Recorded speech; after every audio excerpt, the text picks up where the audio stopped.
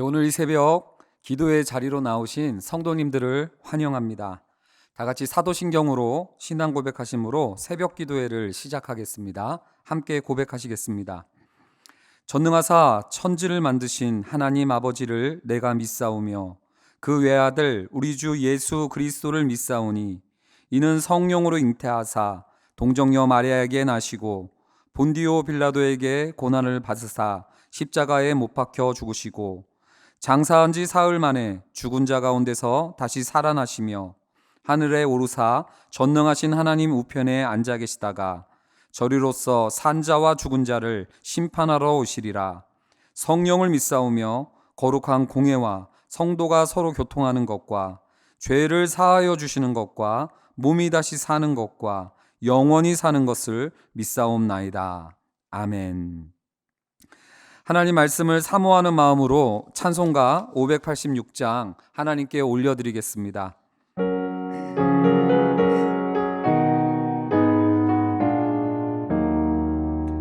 어느 민족 누구게나 결단할 때 있나니 참과 거짓 싸울 때에 어느 편에 설 건가. 주가 주신 새 목표가 우리 앞에 보이니 빛과 어둠 사이에서 선택하며 살리라. 고상하고 아름답다 진리 편에 서는 일. 진리 위해 억압받고 명예이익 잃어도 비겁한 자 물러서나 용감한 자 굳세게 낙심한 자 돌아오는 그날까지 서리라. 순교자의 빛을 따라 주의 뒤를 쫓아서 십자가를 등에 지고 앞만 향해 가리라. 새 시대는 새 사명을 우리에게 주나니 진리 따라 사는 자는 전진하리 언제나. 악이 비록 성하여도 진리 더욱 강하다. 진리 따라 살아갈 때 어려움도 당하리. 우리 가는 그 앞길에 어두운 장막 덮쳐도 하나님이 함께 계셔 항상 지켜 주시리. 아멘. 오늘 이 아침 하나님께서 주시는 말씀은 잠언 28장 말씀입니다. 잠언 28장 1절로 9절 말씀입니다. 제가 봉독해 올리겠습니다. 악인은 쫓아오는 자가 없어도 도망하나 의인은 사자같이 담대하니라. 나라는 죄가 있으면 주관자가 많아져도 명철과 지식 있는 사람으로 말미암아 장구하게 되느니라. 가난한 자를 학대하는 가난한 자는 곡식을 남기지 아니하는 포구 같으니라. 율법을 버린 자는 악인을 칭찬하나 율법을 지키는 자는 악인을 대적하느니라. 악인은 정의를 깨닫지 못하나 여호와를 찾는 자는 모든 것을 깨닫느니라. 가난하여도 성실하게 행하는 자는 부유하면서 굽게 행하는 자보다 나으니라. 율법을 지키는 자는 지혜로운 아들이요 음식을 탐하는 자와 사귀는 자는 아비를 욕되게 하는 자니라. 중한 별리로 자기 재산을 누리는 것은 가난한 사람을 불쌍히 여기는 자를 위해 그 재산을 저축하는 것이니라. 사람이 귀를 돌려 율법을 듣지 아니하면 그의 기도도 가증하니라. 아멘. 네, 잠언 25장부터 29장은 사실 한 묶음의 책입니다. 히스기야의 신하들이 수집한 솔로몬의 잠언 모음집이라고 합니다. 그 중에서 28장, 29장은 남유다에 세워질 왕들을 위해서 궁중에서 교육하는 잠언 모음집이라고 보시면 되겠습니다. 히스기야 시대는 형제 나라였던 북이스라엘이 멸망하던 때였습니다. 그 무시무시한 대제국 아수르가 히스기야가 다스리는 남유다까지 침공해서 겁박하던 위기의 시기였던 것이죠. 그때 히스기야의 신하들이 왜 솔로몬의 잠언을 다시 모았을까요? 나라다운 나라를 만들기 위함이었습니다. 풍전등화의 남유다를 견고하게 하기 위해서 만들었던 생존 전략이었던 것이죠. 샴푸도 보니까 궁이라는 제품이 있고요. 아이들 로션도 보니까 궁중 비책이라는 제품이 팔리더라고요. 조선 왕국에서 정성과 심혈을 기울여서 전해져 왔던 특별한 비법이다 해서 팔리는 것 같은데요. 오늘부터 읽을 수 있는 28장, 29장 말씀은 유다 왕궁으로부터 전해져 오는 특별한 가르침이라고 보시면 되겠습니다. 잠언의 지혜는 나 혼자만의 수양용 지혜가 아니었습니다. 그것은 이웃과의 관계에서 또 일터에서 그리고 온 나라 구석구석을 살리는 굉장히 실용적인 지혜였습니다. 잠언 28장은 왕들을 가르치기 위해서 잠언을 잃어버린 세계, 지혜를 듣지 않았던 나라가 어떤 모습인지를 이렇게 데리고 다니면서 보여주는 것 같습니다. 가난한 자들의 마을로 다니면서 그들의 신음소리를 듣게 해주고요. 부자들의 마을을 돌아다니면서 그들의 위선을 보여주고 있습니다. 또한 율법이 가르쳐지는 성전을 보여주면서 그들의 가증스러운 기도를 이렇게 직면시켜 주시기도 하고 있고요. 악한 간원들과 무지한 치리자가 다스리고 있는 관공서로 찾아가서 백성들에게 폭력을 행사하고 압제하고 있는 그 현장도 보여주고 있는 본문이 바로 오늘 본문입니다. 잠언을 잃어버린 세상, 아버지의 책망과 조언을 잃어버린 세상, 지혜를 멸시하는 세상의 모습은 무엇입니까?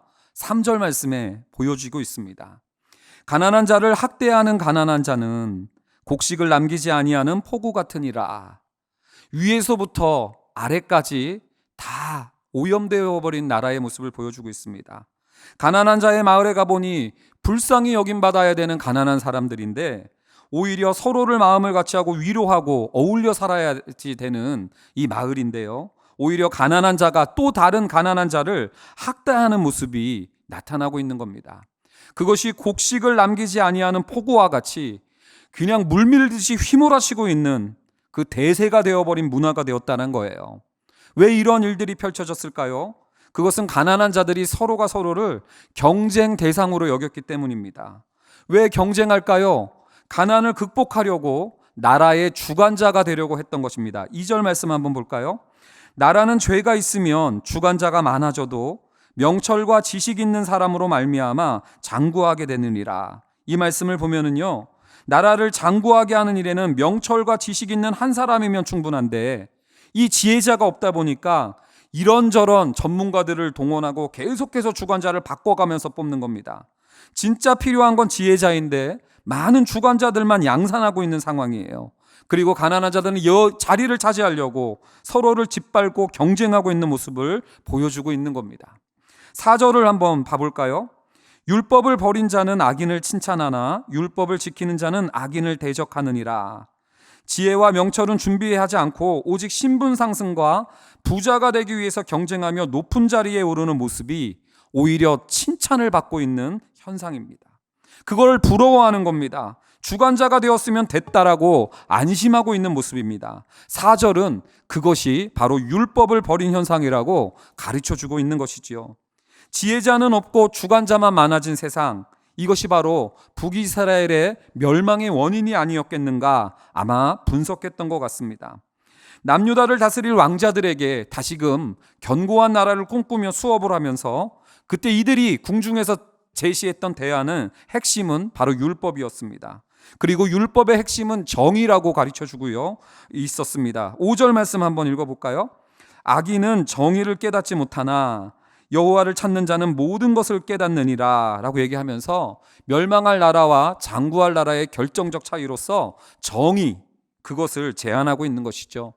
정의는 째다카라고도 하고 미슈파트라고도 하는 구약의 단어로 가장 중요한 단어 중 하나입니다. 잘못에 대해서 형벌을 집행하는 어떤 징벌적이고 응징 개념으로서의 정의를 협소하게 이해하고 있는 경우들이 많이 있는데요. 그것은 참 안타까운 용어예요. 그 해석입니다. 오히려 구약의 정의는요, 억울함을 풀어준다는 의미예요. 재판에서. 또 정의라는 개념은요, 사람과 사람이 마음을 같이 하는 모습, 그것이 바로 정의로운 세상이다라고 알려주고 있는 굉장히 따뜻한 단어입니다. 억울한 사람의 마음을 풀어주고 웃는 자와 마음을 같이하여 함께 웃어주고 우는 자와도 마음을 같이하여 함께 울어주는 것이 잠언이 말하는 정의였습니다. 이신칭의라는 교리가 있죠. 믿음으로 말미암아 의롭다함을 받는다는 뜻인데요. 이는 구약적으로 설명하면 주님을 믿음으로 말미암아 이제는 하나님과 마음과 마음이 통하는 관계가 됐다라는 사실이에요. 하나님과 심정이 통하고 마음을 같이 할 수 있는 관계가 되었다라는 것이 바로 예수 그리스도의 십자가 은혜를 믿는 사람들이 얻을 수 있는 선물이었다라는 것이죠. 저는 구약의 정의를 생각해 볼 때마다 떠올려지는 시가, 제가 굉장히 좋아하는 시 한 편이 있습니다. 마종화 씨의 딸을 위한 시라는 시인데요, 제가 한번 낭독해 올리겠습니다. 한 시인이 어린 딸에게 말했다. 착한 사람도 공부 잘하는 사람도 다 말고 관찰을 잘하는 사람이 되라고. 겨울 창가의 양파는 어떻게 뿌리를 내리며 사람들은 언제 웃고 언제 우는지를, 오늘은 학교에 가서 도시락을 안 싸온 아이가 누구인지 살펴서 함께 나누어 먹으라고. 참고서가 아니라 양파가 어떻게 뿌리를 내리는지를 직접 관찰하는 친구는 진짜 공부를 잘할 것이고 오히려 창의력을 갖춘 사람으로 잘 성장할 겁니다. 사람들은 언제 웃고 언제 우는지를 살피고 도시락을 안 싸온 아이를 잘 살펴서 함께 나누어 먹는 이 친구는 인성을 갖춘 지혜자로 성장할 것입니다. 잠언은 율법의 핵심인 정의를 관찰을 잘하는 것이다 라고 정의해 주는 것 같습니다. 그러고 보니 솔로몬의 구했던 지혜는 듣는 마음 아니었습니까? 귀를 내어주고 마음을 담아주면서 그 사람을 살피는 것. 구약의 정의는 그런 면에서 듣는 마음으로 이렇게 이해할 수 있었고요. 이것이 바로 유다의 왕궁에서 다음 왕들에게 가르쳤던 비책이었던 것이었죠. 그러나 악인들의 나라는 어떻습니까? 가난한 자들의 부르짖음을 듣는 귀가 없습니다. 그들의 신음소리를 보는 눈이 없었어요. 도시락을 안 싸온 친구를 살펴주는 아이가 없었습니다. 열정적으로 기도하지만 하나님의 심정을 바라보는 그 마음을 관찰하는 사람들은 없었습니다. 그들은 왜 그랬을까요? 성전에서 제사도 드렸고 기도도 했지만 사실 그들이 섬겼던 것은 하나님이 아니라 돈이었고 힘이었을 뿐이었고 이것은 바로 우상 숭배였던 이유였습니다. 시편 135편 15절부터 제가 한번 읽어드려 보겠습니다. 열국의 의상은 금금이요 사람의 손으로 만든 것이라 입이 있어도 말하지 못하며 잘 들어보세요. 눈이 있어도 보지 못하며 또요 귀가 있어도 듣지 못하며 그들의 입에는 아무 호흡이 없나니 그것을 만든 자와 그것을 의지하는 자가 다 그것과 같으리로다라고 나와 있습니다. 그들은 눈이 있었어도 약자들의 눈물을 보지 못했습니다. 귀가 있었어도 가난한 자들의 부르짖음을 듣지 못했습니다. 자기 반에 도시락을 안 싸왔는지 보는 아이가 자라나지를 못했던 것이에요. 그러면서 이 나라가 더 불안해졌고 점점 나약해지며 점점 멸망했다라는 이야기를 잠언은 들려주고 있는 것이었습니다. 이런 우상의 세상, 이러한 악인들의 나라를 뒤바꿔 주시기 위해서 지혜자이신 주님께서 직접 이 땅에 오셨습니다. 회개하라, 하나님 나라가 가까이 왔다 하면서 나라다운 나라를 보여주러 주님께서 오셨습니다.